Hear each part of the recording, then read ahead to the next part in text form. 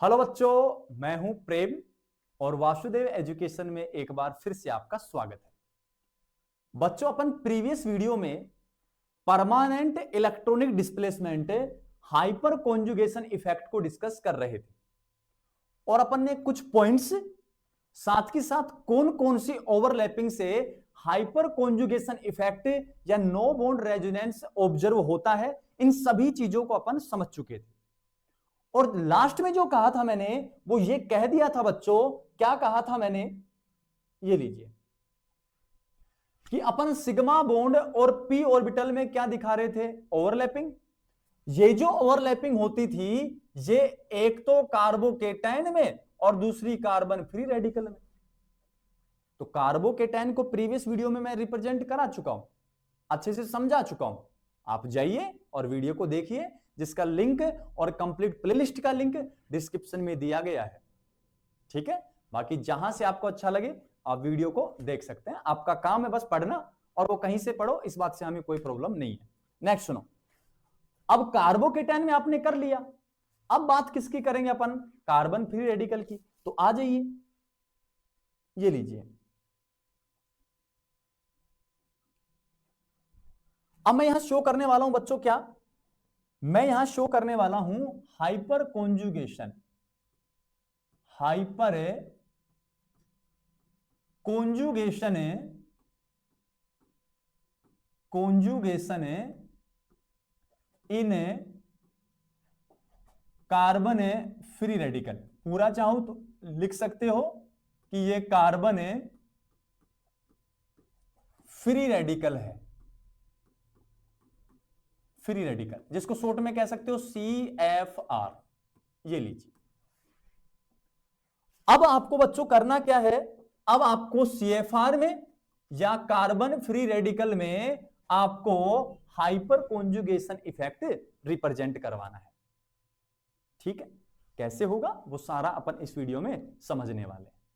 थोड़ा सा मैं रेडिकल के बारे में बता दूं, तो रेडिकल का फॉर्मेशन तब होता है जब कोई अनपेयर्ड इलेक्ट्रॉन आ जाए या ओड नंबर ऑफ इलेक्ट्रॉन आ जाए, विषम संख्या में इलेक्ट्रॉन आ जाए, या होमोलाइसिस हो जाए, या एक अनपेयर्ड इलेक्ट्रॉन आ जाए। इन कंडीशन में आप रेडिकल जज कर सकते हो। कार्बन के ऊपर आया तो कार्बन फ्री रेडिकल, क्लोरीन के ऊपर आएगा तो क्लोरीन फ्री रेडिकल, ब्रोमीन के ऊपर आएगा तो ब्रोमीन फ्री रेडिकल, ऑक्सीजन के ऊपर आएगा तो इसी प्रकार ऑक्सीजन फ्री रेडिकल आप कह सकते हो। ठीक है, अब आपको कार्बन में देखना है, तो यहां बच्चों सबसे पहला जो एग्जांपल मैं देखने वाला हूं वो मैं देखने वाला हूं CH3 CH2 और ये लो रेडिकल। अब कार्बन के ऊपर ओड नंबर ऑफ इलेक्ट्रॉन, एक इलेक्ट्रॉन है तो ये फ्री इलेक्ट्रॉन है, तो कार्बन फ्री रेडिकल बन गया। अब सबसे पहला मुद्दा ये रहेगा अपना कि सर ये कार्बन फ्री रेडिकल बनता कैसे होगा, तो इसको सीखते हैं, फिर इस पीछे आते हैं अपन। जैसे कार्बोकेटाइन का सीखा था वैसे इसको सीखते हैं। तो सुनो बच्चों, सबसे पहले फिर से आपके पास कौन है, मैथेन है CH4। CH4 को अगर मैं चाहूं तो कुछ इस प्रकार लिख सकता हूं CH3 बॉन्ड H, कह सकता हूं।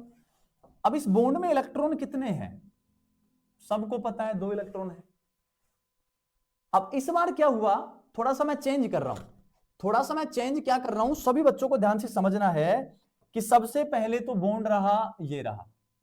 अब मैं उन दोनों इलेक्ट्रॉनों को बीच में ना दिखा के यहां दिखा रहा हूं, ये लीजिए। और सबको पता है ये बात कि बॉन्ड के फॉर्मेशन के लिए 2 इलेक्ट्रॉन की आवश्यकता होती है। एक बंध को बनाने के लिए कम से कम 2 इलेक्ट्रॉन चाहिए आपको। अब ये जो बॉन्ड है ये कोवलेंट बॉन्ड है, सहसंयोजक बंध है, और कोवलेंट बॉन्ड बनते हैं इलेक्ट्रॉन की पार्टनरशिप से, इलेक्ट्रॉन की साझेदारी से। तो यहां एक इलेक्ट्रॉन हाइड्रोजन का है और एक इलेक्ट्रॉन कार्बन का है। अब मान लीजिए कोई भी होता है, जब अपन साझे में बिजनेस करते हैं तो काफी बार ऐसा हो जाता है कि कुछ बात में ना मिसअंडरस्टैंडिंग हो जाती है, एक दूसरे को समझ नहीं पाते हैं, तो फिर बिजनेस का बंटवारा करना पड़ता है। तो जब बिजनेस का बंटवारा होता है तो बराबर बराबर हिस्सों में होता है कि तेरा था ये तू ले जा, तेरा था ये तू ले जा। सेम बात यहां होगी यहां क्या काम होगा, यहां होमोलाइसिस होने वाला है। ये लीजिए, मतलब कार्बन का इलेक्ट्रॉन कार्बन ले गया, हाइड्रोजन का इलेक्ट्रॉन हाइड्रोजन ले गया। इस कंडीशन को नाम दिया जाता है होमोलाइसिस। होमोलाइसिस, हिंदी में कहूं तो समान संबंध विखंडन, और अच्छे से कहूं तो होमोलाइटिक बॉन्ड क्लीवेज हो गया। तो यहां फॉर्मेशन हुआ CH3 रेडिकल का, और साथ में फ्री कौन हुआ, H रेडिकल। यहां तक की बात क्लियर है। अब मैं क्या कह रहा हूं, उस बात पे गौर करना है। यहां इस कार्बन का हाइब्रिडाइजेशन है sp3, ये लीजिए, जबकि इस रेडिकल वाले कार्बन के पास 3 सिग्मा है, और 3 सिग्मा है, तो यहां हाइब्रिडाइजेशन कौन सा, sp2। यहां 4 सिग्मा के लिए sp3। क्लियर है। किया क्या है, मेथेन था, ऐसे लिख सकते हैं, बॉन्ड में इलेक्ट्रॉन 2, कोवलेंट बॉन्ड है, पार्टनरशिप से बना इलेक्ट्रॉन की से, दोनों अगर अलग अलग हुए तो होमोलाइसिस या होमोलाइटिक बॉन्ड क्लीवेज हुआ। तो यहां एक एक इलेक्ट्रॉन ले गए, तो यहां फॉर्मेशन हुआ CFR का, कार्बन फ्री रेडिकल का, और कार्बन फ्री रेडिकल का हाइब्रिडाइजेशन sp2 3 सिग्मा के कारण, CH4 का sp3 4 सिग्मा के कारण। क्लियर है। अब थोड़ा इसका ऑर्बिटल डायग्राम में बनाता हूं। ऑर्बिटल डायग्राम में क्या कह रहा हूं कि आपके पास कौन है, कार्बन, परमाणु क्रमांक 6, कॉन्फ़िगरेशन शो करूंगा तो 1s2 2s2 और 2p2 अकॉर्डिंग टू VBT। तो VBT तो मैं लगाऊंगा साथ के साथ, तो यहां लिखूंगा according to valence bond theory. ये लीजिए, वैलेंस बॉन्ड थ्योरी के अकॉर्डिंग बात कर रहे हैं। अकॉर्डिंग टू VBT हाइब्रिडाइजेशन में पार्टिसिपेट कौन करते हैं, वैलेंस सेल करते हैं। तो अभी कार्बन की कौन सी state, ground state, valence shell, दूसरे का S है और दूसरे का ही क्या है, P है। दूसरे के S में इलेक्ट्रॉन 2 है, P में भी 2 है, तो सेम एनर्जी ऑर्बिटल थे। हुंडी प्रिंसिपल के अकॉर्डिंग समान ऊर्जा के सेम एनर्जी में पहले एक एक भरेंगे। अब ये ग्राउंड स्टेट से कार्बन कहां जाएगा, एक्साइटेड स्टेट में, बराबर।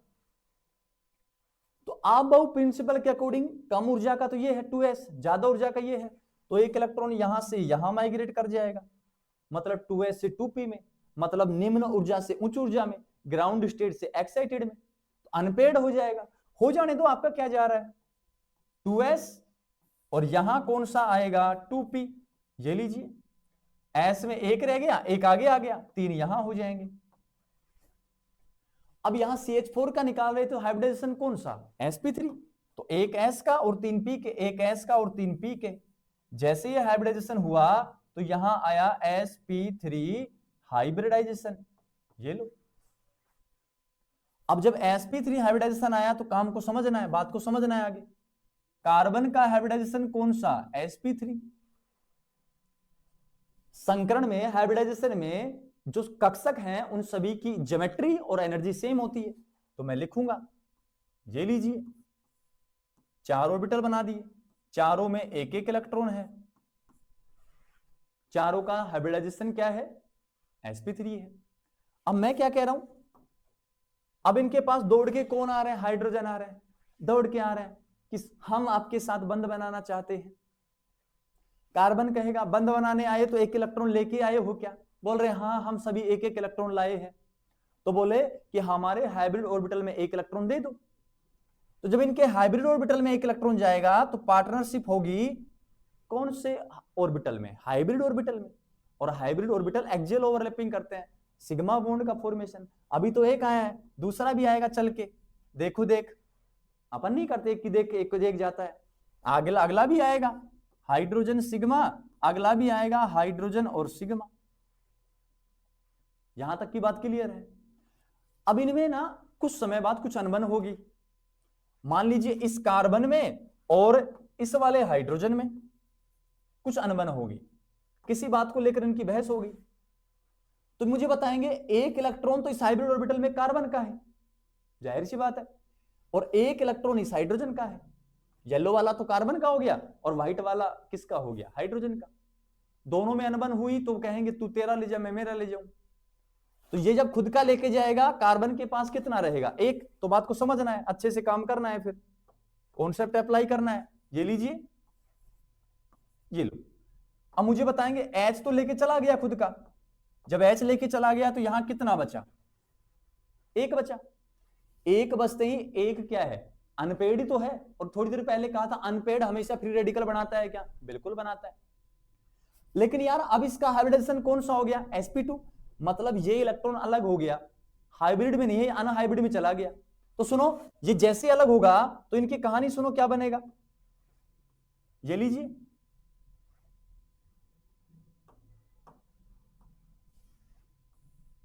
ये तो ये रहे, वो जो एक रहेगा वो अलग आ जाएगा। ये लीजिए, एक मैं अलग गया क्योंकि मैं हाइब्रिडाइजेशन में नहीं जा रहा हूं, क्योंकि मैंने CH4 से एक H रेडिकल को बाहर निकाला है, H को इलेक्ट्रॉन लेके भेजा है खुद का, बॉन्ड के दोनों नहीं, खुद का ले जा। तो यहां H रेडिकल बाहर कर दिया, तो इसके पास एक बचा, क्या बच गया? तो मैं क्या करूं, देखो CH3 एक इलेक्ट्रॉन के लिए रेडिकल। अब ये जो रेडिकल है या ये जो अनपेड इलेक्ट्रॉन है या ये जो ओड नंबर ऑफ इलेक्ट्रॉन है, देखो यहां 6 एक साथ ओड नंबर ही तो आ रहे, विषम संख्या आ रही है। तो यहां ये जो इलेक्ट्रॉन है ये हाइब्रिड में है कि अनहाइब्रिड में? अनहाइब्रिड में। और अनहाइब्रिड भी कौन सा ऑर्बिटल है? p orbital. तो रेडिकल का एक इलेक्ट्रॉन अनहाइब्रिड p ऑर्बिटल में पड़ा है। मतलब स्थिति ऐसी है, ये तो लो कार्बन, ये हाइब्रिड ऑर्बिटल, ये हाइब्रिड ऑर्बिटल और ये हाइब्रिड ऑर्बिटल। इनमें कितना कितना था? एक एक था। हाइड्रोजन आ रहे हैं, भागे भागे आ रहे हैं, गोलाकार कक्षक ला रहे हैं, बॉन्ड बनाएंगे सिग्मा, बॉन्ड बनाएंगे सिग्मा, बॉन्ड बनाएंगे सिग्मा, क्योंकि इनमें एक्सियल ओवरलैपिंग होती है। बचा एक कौन सा? अनहाइब्रिड, वो ये लीजिए, जिसमें कितना इलेक्ट्रॉन है? एक इलेक्ट्रॉन। एक इलेक्ट्रॉन को अकॉर्डिंग टू लुईस डॉट के अनुसार दर्शा देते हैं, क्योंकि लुईस कहता है कि इलेक्ट्रॉनों को लुईस डॉट कहो, आप डॉट के अनुसार दर्शाओ। तो लुईस का नियम लगा दिया यहां कि ये स्ट्रक्चर बना सकते हो। रेडिकल का फॉर्मेशन समझ में आया कैसे होता है? रेडिकल का फॉर्मेशन समझ में अगर आ रहा है आपके, तो रेडिकल पता लगा है, ये जो रेडिकल है वो कहां है? अनहाइब्रिड p में है। p में है तो दिखा दिया डॉट से मैंने लुईस के अनुसार। यहां तक की कहानी क्लियर है? तो बनाओ जल्दी से, इसको नोट करो, कॉपी पेन लेके बैठा करो। चले आगे। अब सुनो, पीछे चलते हैं वापस। ये लीजिए,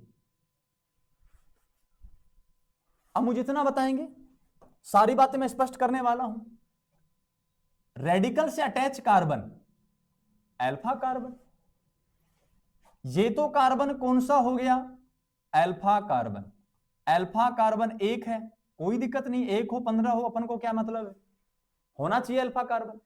अल्फा कार्बन पर उपस्थित हाइड्रोजन, अल्फा हाइड्रोजन, वो कितने हैं? 3 है। यहां जो अल्फा कार्बन है, इस अल्फा कार्बन का हाइब्रिडाइजेशन कौन सा है? sp3 है। तो कल एक बात हुई थी अपनी, सबसे पहली बात तो क्या प्रेजेंट होना चाहिए? Alpha carbon. अल्फा कार्बन का हाइब्रिडाइजेशन sp3 और उस पर कम से कम एक हाइड्रोजन होना चाहिए अल्फा। यहां तो 3 है। क्या पीछे हाइपर कॉन्जुगेशन की सारी कंडीशन को फॉलो कर रहा है? बिल्कुल कर रहा है। तो दिखा देंगे हाइब्रिडाइजेशन, क्या दिक्कत हो रही है। अब इसका हाइब्रिडाइजेशन sp3, रेडिकल वाले के 3 सिग्मा है, 4 सिग्मा के कारण तो sp3, 3 सिग्मा के कारण इसका कौन सा होगा? sp2। तो इसका भी लिखता हूं, इसका हाइब्रिडाइजेशन कौन सा है? sp2।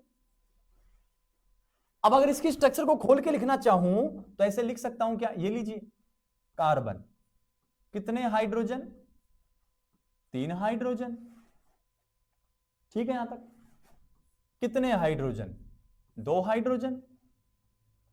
एक जो रेडिकल आपके पास है वो अनहाइब्रिड में है क्या? बिल्कुल है। ये लीजिए, ये ऑर्बिटल कौन सा निकल के आया? ये आया अनहाइब्रिड, अनहाइब्रिड p ऑर्बिटल। कह सकते हो ये बात? जब ये अनहाइब्रिड है तो बात को समझना है। क्या ये अल्फा था? HA, इसको नाम HB, इसको नाम HC, है तो तीनों अल्फा ही, क्योंकि अल्फा कार्बन पे प्रेजेंट है, ये अल्फा कार्बन है। चलेगा यहां तक? सारी कहानी पीछे बता रखी है, कौन अल्फा है, कौन अल्फा हाइड्रोजन है। तीनों को मैंने नाम दिया, काम आएंगे नाम देना इनका। अब बताएंगे कार्बन और HA बॉन्ड में इलेक्ट्रॉन कितने, 2 इलेक्ट्रॉन 2 हैं, तो ये कहेगा हम अपने अपने ले रहे हैं, ले लो, क्या दिक्कत हो रही है। जब इसको 1 इलेक्ट्रॉन मिलेगा तो 1 इलेक्ट्रॉन ये रहा, कौन से में है, अनहाइब्रिड में। अनहाइब्रिड में जब भी इलेक्ट्रॉन होते हैं तो कौन सा बॉन्ड बनाते हैं, पाई बॉन्ड बनाते हैं।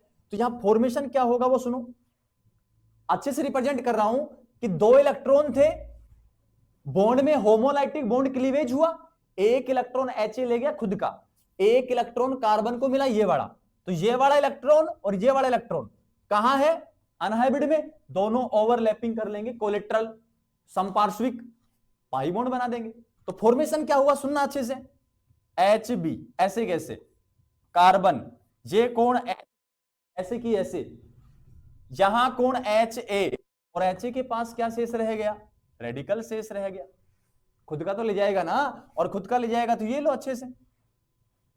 यहां अनहाइब्रिड में जाने के कारण डबल बॉन्ड का फॉर्मेशन, और यहां CH। अब इस कार्बन और HA अल्फा हाइड्रोजन में कोई बॉन्ड रहा क्या, नहीं रहा, और आप क्या पढ़ रहे हो, हाइपर कॉन्जुगेशन इफेक्ट या नो बॉन्ड रेजोनेंस। तो यहां बिना बॉन्ड के इलेक्ट्रॉन माइग्रेट हो रहे हैं क्या, बिल्कुल माइग्रेट हो रहे हैं, बिना बॉन्ड के यहां स्ट्रक्चर बन रही है क्या, बन रही है। अब जो कहानी HA के साथ हो सकती है, क्या वो कहानी HB के साथ नहीं हो सकती।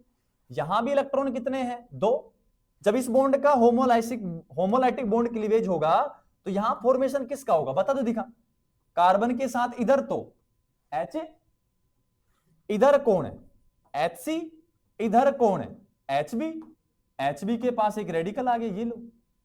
आगे जब बात करें तो डबल बॉन्ड के साथ इसका 1 इलेक्ट्रॉन कार्बन का, अनहाइब्रिड में जाके पाई पाई बॉन्ड बना देगा, तो डबल बॉन्ड के साथ कार्बन H और H। अब जो कहानी HB के साथ होती है वही कहानी किसके साथ हो सकती है, HC के साथ हो सकती है। अब HC के साथ होगी तो कुछ स्ट्रक्चर ये बन के आएगी, क्या, कार्बन, इधर HB, इधर HA, यहां कौन HC, और HC के पास एक रेडिकल, इसके पास रेडिकल, अनहाइब्रिड में जाके पाई ऑर्बिटल बना लेगा या पाई बॉन्ड बना लेगा, ये लीजिए, क्लियर है। तो यहां कितनी स्ट्रक्चर बन के आई, एक स्ट्रक्चर तो ये होगी, एक स्ट्रक्चर ये होगी, एक स्ट्रक्चर ये होगी, तो कितने अल्फा हाइड्रोजन थे, 3। जितने अल्फा हाइड्रोजन होते हैं उतनी ही हाइपर कॉन्जुगेटिव स्ट्रक्चर या नो बॉन्ड रेजोनेटिक स्ट्रक्चर होती है क्या, यही तो बात अपनी हुई थी। तो यहां अल्फा हाइड्रोजन कितने हैं, 3, तो यहां बॉन्ड इसमें नहीं है, इसमें नहीं है और इसमें नहीं है, तो नो बॉन्ड रेजोनेटिक स्ट्रक्चर भी कितनी बनी है, 3, हाइपर कॉन्जुगेटिव स्ट्रक्चर भी कितनी बनी है, 3। एक तो ये रही आपके पास, ये रही और एक ये रही। इतना काम आप कर सकते हो क्या। अब यहीं से क्वेश्चन बन जाते हैं नीट में, IIT में, और जो क्वेश्चन आते हैं वो मैं आपको समझा देता हूं, करा देता हूं। बहुत सारे क्वेश्चन IIT में पूछे भी गए हैं। क्वेश्चन क्या क्या है अच्छे समझो। पहला एग्जांपल, यहां तो लिखूंगा मैं CFR, यहां लिखूंगा alpha carbon and alpha hydrogen, और यहां लिखूंगा हाइपर कॉन्जुगेटिव स्ट्रक्चर और करके नो बॉन्ड रेजोनेटिंग स्ट्रक्चर, दोनों में से कोई भी कह दो आप। अब यहां सबसे पहला एग्जांपल जो है वो है CH3 रेडिकल, सबसे पहले रेडिकल से जुड़ा हुआ कार्बन, अरे अल्फा कार्बन ही नहीं है, अल्फा कार्बन नहीं है, अल्फा कार्बन 0 है तो अल्फा H भी कितना होगा, 0। क्लियर। अरे जब शादी नहीं तो बच्चे कहां से होंगे, अल्फा कार्बन नहीं तो हाइड्रोजन कहां से आएगा, तो यहां हाइपर कॉन्जुगेटिव स्ट्रक्चर भी कितनी, 0।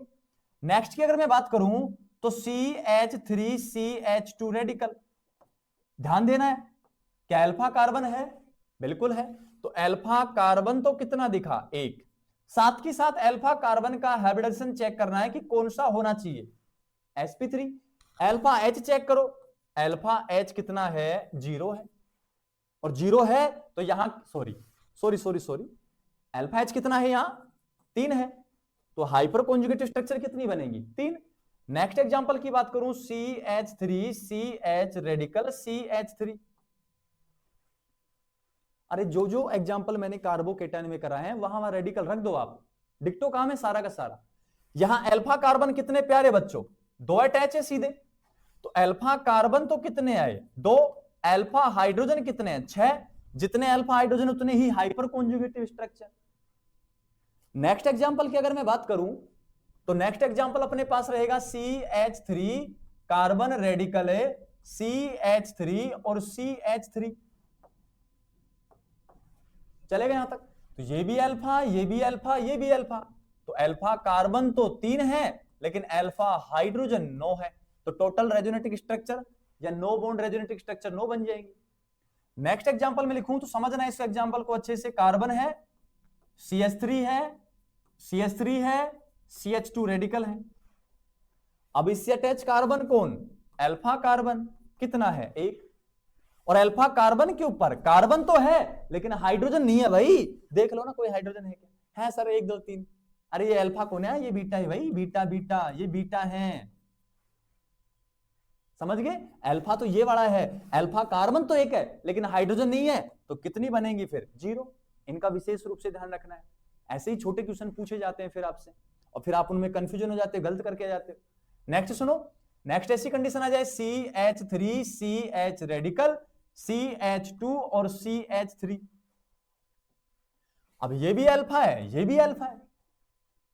अब अल्फा कार्बन कितने हैं, अल्फा कार्बन 2 है लेकिन अल्फा हाइड्रोजन 5 है, तो हाइपर कॉन्जुगेटिव स्ट्रक्चर भी 5। अब इसी में कुछ चेंज करूं तो CH3 CH CH2 CH3 और CH3, अल्फा तो अब भी 2 है, रेडिकल से अब भी डायरेक्ट 2 अटैच है, तो अल्फा तो अब भी 2 है, अल्फा कार्बन अब भी 2 है, लेकिन अल्फा हाइड्रोजन कितने रहेंगे, कितने 4, हाइपर कॉन्जुगेटिव स्ट्रक्चर भी 4। नेक्स्ट एग्जांपल की बात करूं तो नेक्स्ट एग्जांपल कुछ इस प्रकार आ जाए CH3 C रेडिकल, यहां CH3 C CH3 CH3 और CH3। अब रेडिकल से अटैच कार्बन अल्फा और ये भी अल्फा, अल्फा कार्बन तो कितने हैं 3, लेकिन अल्फा हाइड्रोजन 3 है, 3 और 3 6, लेकिन यहां नहीं है तो 6, तो हाइपर कॉन्जुगेटिव स्ट्रक्चर भी 6। अब कुछ नेक्स्ट लेवल के एग्जांपल करवाता हूं, नेक्स्ट लेवल के एग्जांपल को समझना है। ये लीजिए रेडिकल, चलेगा, रेडिकल से अटैच कार्बन अल्फा, अल्फा पर कितने हाइड्रोजन, एक ये रहा और एक ये रहा, तो यहां अल्फा कार्बन तो 1 है, अल्फा H 2 है, तो हाइपर कॉन्जुगेटिव भी 2 बन जाएंगी। नेक्स्ट जो मैं काम करूं वो काम मैं ये कर रहा हूं, ये लीजिए, अब ये भी अल्फा और ये भी अल्फा, जब दोनों अल्फा आपके पास आए तो यहां एक हाइड्रोजन है, ये वाला मेथिल है, तो 3 और 1 कितने हो गए 4, तो अल्फा कार्बन तो 2 और अल्फा हाइड्रोजन 3 और 1 4, तो यहां 4 बन जाएंगे। ये लीजिए, इतनी बात कह सकते हो क्या। जब इतनी बात होगी तो नेक्स्ट एग्जांपल की बात करते हैं। नेक्स्ट एग्जांपल बहुत सारे एग्जांपल में बना सकता हूं, ये लीजिए रेडिकल और लिख देता हूं, रेडिकल, तो यहां ये भी अल्फा, ये भी अल्फा, ये भी अल्फा, तो 3 और 3 6 एक साथ, तो अल्फा H 7, अल्फा कार्बन 3, तो हाइपर कॉन्जुगेटिव स्ट्रक्चर 7। यहां कहूं ये अल्फा, ये अल्फा, ये अल्फा, ये अल्फा, 4 अल्फा है, तो अल्फा कार्बन तो 4, और यहां 2 और 2 4, 3 7 और 3 10, अल्फा हाइड्रोजन 10, तो हाइपर कॉन्जुगेटिव स्ट्रक्चर भी 10। क्लियर यहां तक की बात। एक जो एग्जांपल और सेट करूं, ये लीजिए,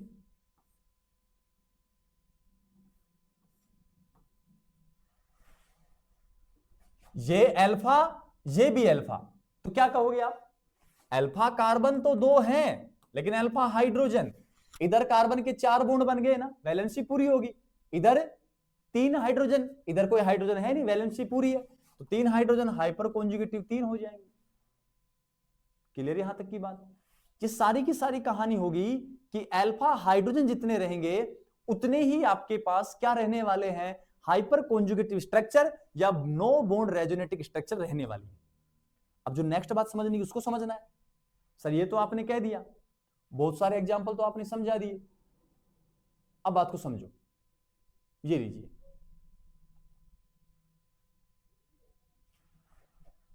अब आप क्या पढ़ रहे थे, कार्बन फ्री रेडिकल, और कार्बन फ्री रेडिकल ना हाइपर कॉन्जुगेशन कब रिप्रेजेंट कर रहा था, जब अपने पास ना सिग्मा बॉन्ड और पी ऑर्बिटल के मध्य ओवरलैपिंग हो जाए। तो इस बात को मैं थोड़ा रिप्रेजेंट करता हूं अच्छे से, नोट तो आपने कर ही लिया, इसको हटा रहा हूं एक बार, तो अच्छे समझना है और फिर आंसर करना है।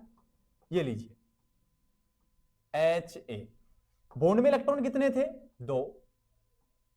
अब इस सिंगल बॉन्ड है तो कौन सा है, सिग्मा, तो ये तो सिग्मा बॉन्ड रहा और ये पी ऑर्बिटल रहा।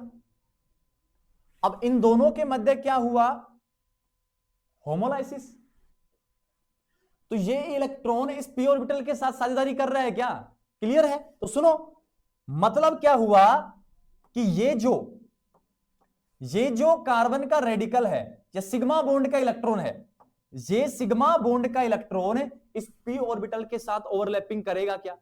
अब वो संपार्श्विक हो अक्षीय हो बात अलग है, पाई बनाए बात अलग है, ओवरलैपिंग तो हो रही है ना सिग्मा बॉन्ड के इलेक्ट्रॉन में और पी ऑर्बिटल में, तो ये इलेक्ट्रॉन इधर आने लगेगा क्या, ये लीजिए। जरूरी नहीं है काम ऊपर ही हो, ये काम नीचे भी हो सकता है, क्योंकि यहां भी तो ऐसी है, ये भी तो हाइड्रोजन है अल्फा, तो यहां का इलेक्ट्रॉन अनहाइब्रिड में जा रहा है या अनहाइब्रिड के साथ पार्टिसिपेट कर रहा है, ओवरलैपिंग कर रहा है, या वहां ओवरलैपिंग से कौन से बॉन्ड का फॉर्मेशन होगा, पाई बॉन्ड। क्यों, क्योंकि अनहाइब्रिड में जा रहा है सारा का सारा। तो यहां से स्पष्ट हुआ कि कार्बन फ्री रेडिकल में सिग्मा बॉन्ड और पी ऑर्बिटल की ओवरलैपिंग से हाइपर कॉन्जुगेटिव जो इफेक्ट है वो ऑब्जर्व होता है, जिससे हाइपर कॉन्जुगेटिव स्ट्रक्चर या नो बॉन्ड रेजोनेटिक स्ट्रक्चर बनती हैं। जितने अल्फा होते हैं, जितने अल्फा हाइड्रोजन होते हैं, उतनी ही हाइपर कॉन्जुगेटिव स्ट्रक्चर का फॉर्मेशन होता है। यहां तक की बात क्लियर है। अब आगे बात करते हैं अपन एल्कीन की। अब एल्कीन में क्या होगा, वो सारी चीजें अपन को सोचनी है, तो बात को समझो। नेक्स्ट जो मैं दिखाने वाला हूं वो क्या कहने वाला हूं, hyper conjugation, hyper conjugation effect in alkene, ये लीजिए hyperconjugative effect in alkene. अब हाइपर कॉन्जुगेशन इफेक्ट कहां देखना है, एल्किन में देखना है। अब कार्बोकेटायन में तो सिग्मा बॉन्ड और पी ऑर्बिटल की ओवरलैपिंग से होती थी, यहां एल्किन में क्या होगा, सिग्मा बॉन्ड तो अब भी रहेगा, ये लीजिए सिग्मा बॉन्ड तो अब भी है, लेकिन सिग्मा बॉन्ड के साथ कौन सा बॉन्ड रहेगा, पाई बॉन्ड। दोनों की क्या होने वाली है, ओवरलैपिंग होने वाली है। अब सिग्मा बॉन्ड और पाई बॉन्ड की जब ओवरलैपिंग होगी तो अपने पास एल्किन में कौन सा इफेक्ट ऑब्जर्व हो जाएगा, हाइपर कॉन्जुगेशन। तो यहां सिग्मा बॉन्ड और पाई बॉन्ड की ओवरलैपिंग दिखाएंगे। कैसे दिखाएंगे वो सारा अपन समझा देंगे। क्लियर यहां तक की बात। तो सुनो, एग्जाम्पल के थ्रू समझाता हूं सारा का सारा। क्या कहना चाह रहा हूं, CH3 CH double bond CH2, चलेगा यहां तक। अब जब इतनी बात होगी ना तो मुझे इतना बताओ आप बस, क्या ये कार्बन डबल बॉन्ड कार्बन है, भाई कार्बन डबल बॉन्ड कार्बन का स्केलेटन है क्या, या तो डबल बॉन्ड से अटैच कार्बन को आप अल्फा मानो, क्या ये डबल बॉन्ड एल्कीन कहलाएगा क्या, बिल्कुल। और एल्कीन एक प्रकार का फंक्शनल ग्रुप होता है क्या, और इस फंक्शनल ग्रुप एल्कीन से अटैच कार्बन अल्फा कार्बन। ऐसे मत करना बच्चों कि सर देखो double bond attach carbon alpha, sir double bond attach carbon alpha. अरे पूरे स्केलेटन को लगाना है, पूरे स्केलेटन से, पूरी एल्कीन से। यहां एक कार्बन एल्कीन के लिए जिम्मेदार है कि दोनों से, इन दोनों से अटैच जो रहेगा वो क्या कहलाएगा, अल्फा। या तो इस वाले से अटैच रहे या इस वाले से अटैच रहे। क्लियर है बात। तो ये पूरा स्केलेटन है, या तो इसके लेफ्ट साइड में कोई कार्बन आए या इसकी राइट साइड में कोई कार्बन आए, वो अल्फा कार्बन कहलाएगा। तो इस स्केलेटन के इस साइड में देखो आप, ये कार्बन कौन सा हो गया, अल्फा कार्बन। तो मुझे इतना बता देंगे, क्या यहां अल्फा कार्बन है, बिल्कुल है, अल्फा कार्बन है एक। अगर अल्फा कार्बन है तो अल्फा हाइड्रोजन देख लो, अल्फा हाइड्रोजन कितने हैं? 3। और जब 3 आपके पास हैं तो मुझे इतना बता देंगे आप, क्या बताएंगे? ध्यान दो सब लोग, इसका 4 सिग्मा के कारण हाइब्रिडाइजेशन कौन सा है? sp3। और अपनी एक बात हुई थी, मैं फिर से रिपीट कर रहा हूं उस बात को, कि अपने पास जो अल्फा कार्बन रहेगा उस अल्फा कार्बन का हाइब्रिडाइजेशन sp3 होना चाहिए, और कम से कम एक अल्फा, यहां 3 है, मौजूद हो रही है। यहां अगर इस कार्बन की बात करूं मैं, इन दोनों कार्बन की अगर मैं बात करूं, तो इन दोनों कार्बन का हाइब्रिडाइजेशन यहां लिखता हूं, इसका भी sp2 और इसका भी sp2। क्या दोनों के पास एक एक वैकेंट p ऑर्बिटल है क्या? बिल्कुल है सर। और इसके पास भी p के 2 ही काम आ रहे हैं, इसके पास भी p के 2 काम आ रहे हैं, तो इसके पास भी वैकेंट है और इसके पास भी वैकेंट है। वैकेंट में इलेक्ट्रॉन एक्सेप्ट कर सकते हैं क्या? बिल्कुल कर सकते हैं। क्लियर है बात? तो ये चीज आपको अप्लाई करनी है और आंसर ज्ञात करना है। उसको पिछले वाले स्ट्रक्चर को लिखना चाह रहा हूं, क्या लिख रहा हूं? Carbon hydrogen hydrogen hydrogen, single bond carbon H, double bond CH2 लिख सकता हूं। अब इनको नाम दे देता हूं ताकि कोई दिक्कत ना हो कहने में, बोलने में, चलेगा? अब आगे मैंने क्या कहा है उस चीज को समझना है। इस कार्बन हाइड्रोजन बॉन्ड में इलेक्ट्रॉन कितने? 2। सिंगल बॉन्ड है तो कौन सा बॉन्ड? सिग्मा। अब मैंने कह रखा है क्या, कि इस कार्बन के पास भी एक वैकेंट p ऑर्बिटल है, इस कार्बन के पास भी एक वैकेंट p ऑर्बिटल है। चाहे तो ये इस बॉन्ड के इलेक्ट्रॉन ये भी ग्रहण कर सकता है और ये भी ग्रहण कर सकता है। तो सुनो हुआ क्या, इस बॉन्ड के इलेक्ट्रॉन इस कार्बन ने एक्सेप्ट किए, भाई वैकेंट p है तो एक्सेप्ट कर लिया इसने। तो यार बात बताओ, 2 बॉन्ड यहां बन गए, 2 यहां और एक यहां, और एक और आएगा ना तो एक और बन जाएगा, तो 2 2 4 और 1 5।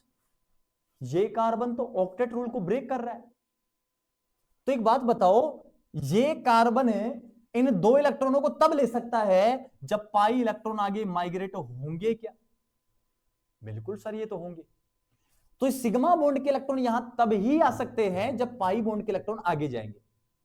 तो सिग्मा बॉन्ड को लाने के लिए, इधर लाने के लिए जिम्मेदार कौन? Pi bond. तो ओवरलैपिंग कौन कौन करेंगे? सिग्मा बॉन्ड के इलेक्ट्रॉन और पाई बॉन्ड के इलेक्ट्रॉन, या दूसरे शब्दों में सिग्मा बॉन्ड और पाई बॉन्ड। तो ये किस किस के मध्य? सिग्मा बॉन्ड और पाई बॉन्ड के मध्य ओवरलैपिंग होगी, तभी तो एल्कीन में कौन सा इफेक्ट ऑब्जर्व होगा? Hyper conjugation. अब वो कैसे ऑब्जर्व होगा उस बात को अपन सीख लेंगे, ध्यान दो सब लोग। जैसे ये कंडीशन बनेगी तो बताना पीछे से।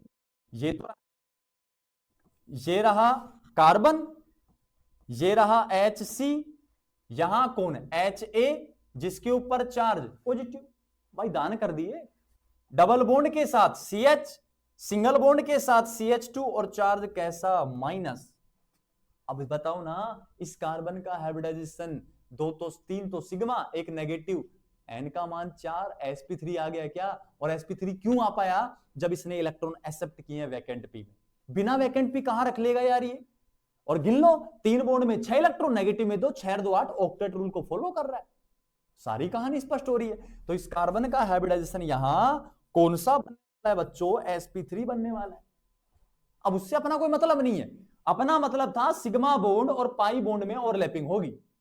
क्यों हुई? क्योंकि यहां से यहां गया है ना, तभी यहां से यहां आए, उससे पहले नहीं आ सकते थे, क्योंकि कार्बन ऑक्टेट रूल ब्रेक कर रहा था।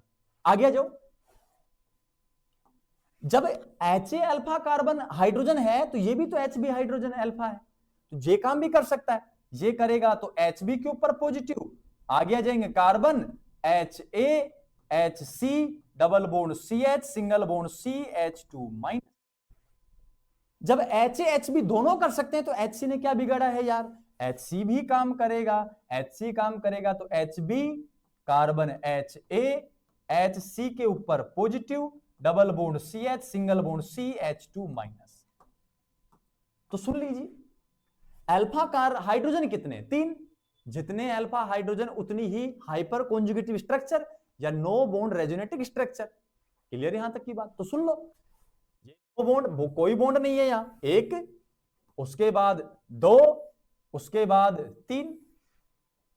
क्या 3 हाइपर कॉन्जुगेटिव स्ट्रक्चर बन रही है या नो बॉन्ड रेजोनेटिक स्ट्रक्चर बन रही है? मैन काम जो यहां है वो यहां है सिग्मा बॉन्ड और पाई बॉन्ड की ओवरलैपिंग को समझने का। और उस ओवरलैपिंग को मैंने कह दिया है कि सिग्मा बॉन्ड के इलेक्ट्रॉन तभी आ सकते हैं जब पाई बॉन्ड के इलेक्ट्रॉन आगे खिसकेंगे।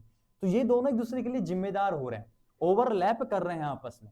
और जब ओवरलैप करेंगे ना तो इसके जो इलेक्ट्रॉन है इसके वैकेंट पी में, इसके इलेक्ट्रॉन इसके वैकेंट पी में, तो पाई बॉन्ड के ही तो जा रहे हैं, और जा भी रहे हैं तो अनहाइब्रिड में जा रहे हैं। और अनहाइब्रिड क्या बनाता है? पाई बॉन्ड बनाता है। कैसे भी देख लो आप, रीजन सेम निकल के आ रहा है प्यारे बच्चों।